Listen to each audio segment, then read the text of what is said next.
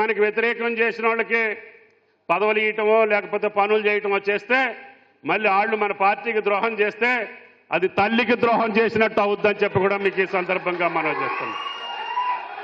కాబట్టి వేదిక మీద ఉన్న నాయకులు కావచ్చు, పదవుల్లో ఉన్నటువంటి మేము కూడా అది గమనించాలి.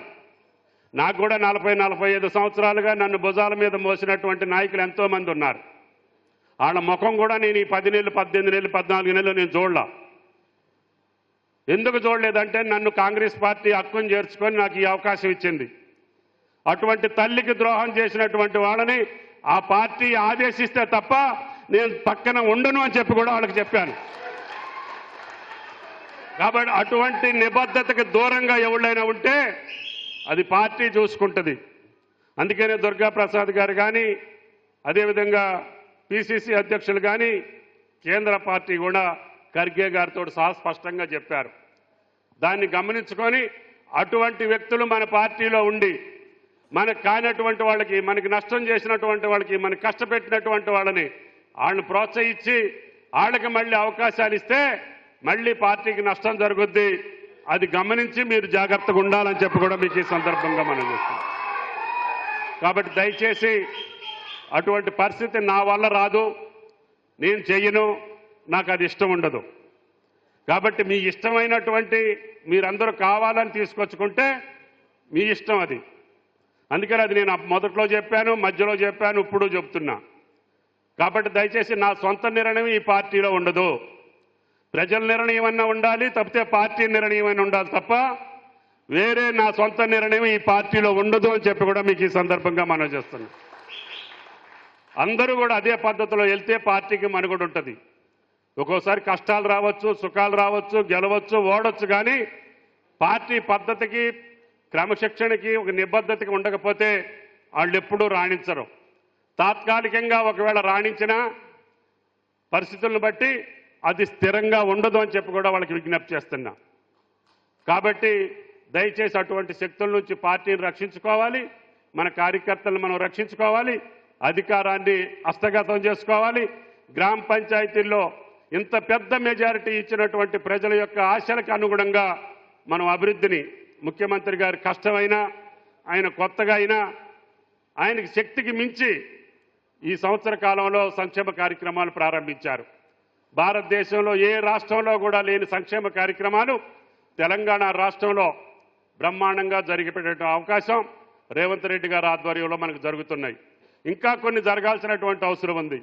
ఆయనకి ఎప్పుడు వెసులుబాటు వస్తే అప్పుడు రైతుల కోసం, పేదల కోసం, బడుగుల కోసం, బలహీన వర్గాల కోసం ఆయన చేయాల్సిందంతా కూడా ఎన్నికల ముందు రాహుల్ గాంధీ గారు, సోనియా గాంధీ గారు ఏదైతే చెప్పారో ఆ మాట నిలబెట్టుకోవటం కోసం ఆయనకి శక్తికి మించి ఆయన కష్టపడి పనిచేస్తున్నారు.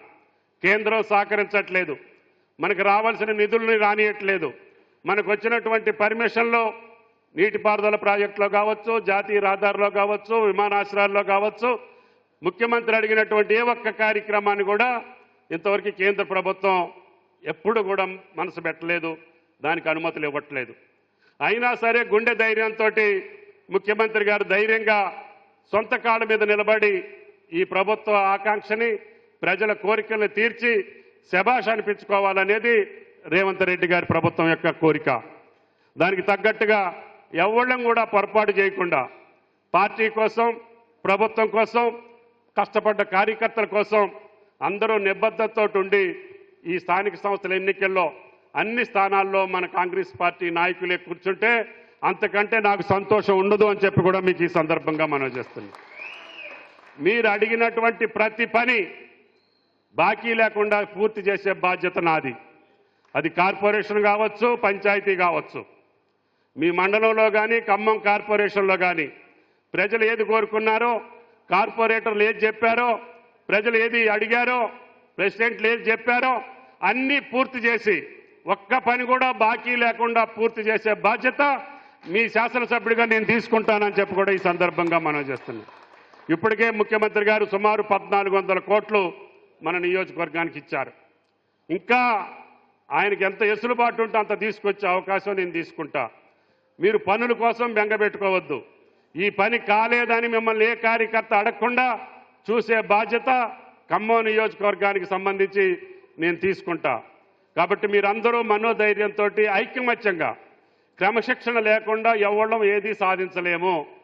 అందరం కలిసిమెలిసి ఉండకుండా మీకు ఏది పదవి రాదు. కలిసిమెలిసి ఉంటే అన్నీ మీ దగ్గరకు వస్తాయి. క్రమశిక్షణతో ఉంటే పిలిచి పదవులు మీ ఇంటి ముందుకు వస్తాయి. నిబద్ధతతో ఉంటారు వీళ్ళు పార్టీ కోసం పనిచేసే మనుషులు అనుకుంటే పార్టీయే మీ దగ్గరకు వచ్చి మీ ఇంటికి వచ్చి బతిమలాడి బీఫామ్ ఇచ్చే రోజులు అది మీరు కల్పించుకోవాలని చెప్పి కూడా మీకు ఈ సందర్భంగా మనం చేస్తున్నాం.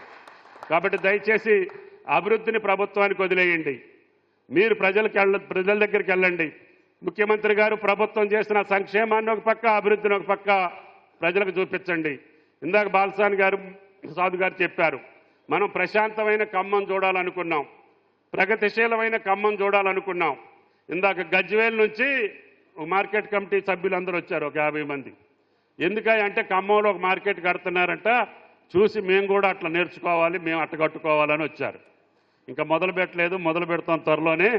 తప్పకుండా ఖమ్మాన్ని భారతదేశంలో ఒక మోడల్ మార్కెట్గా ఏర్పాటు చేసి ఖమ్మం ప్రజలకి అందుబాటులోకి తీసుకొస్తాం. అదేవిధంగా రహదారులు పనులు జరుగుతున్నాయి, ఈ వర్షాకాలానికల్లా ఒక మార్గానికి వస్తాయి. తప్పకుండా ఖమ్మం చుట్టూ రింగ్ రోడ్ వేపిస్తానని నేను ఎప్పుడో చెప్పాను. దానికి కూడా కాచిరాజగూడెం నుంచి ఈ యొక్క అమరావతి రోడ్డుకి 125 కోట్లు శాంక్షన్ తెచ్చాం.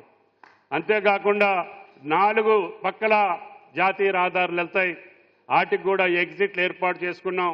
సర్వీస్ రోడ్లు కూడా ఏర్పాటు చేసుకుంటే ఖమ్మంలోకి ఎవరు కూడా ట్రాఫిక్ ఇబ్బందులు లేకుండా ఎటోళ్ళు అటు వెళ్ళిపోయేటట్టుగా ఖమ్మం పట్టణాన్ని హైదరాబాద్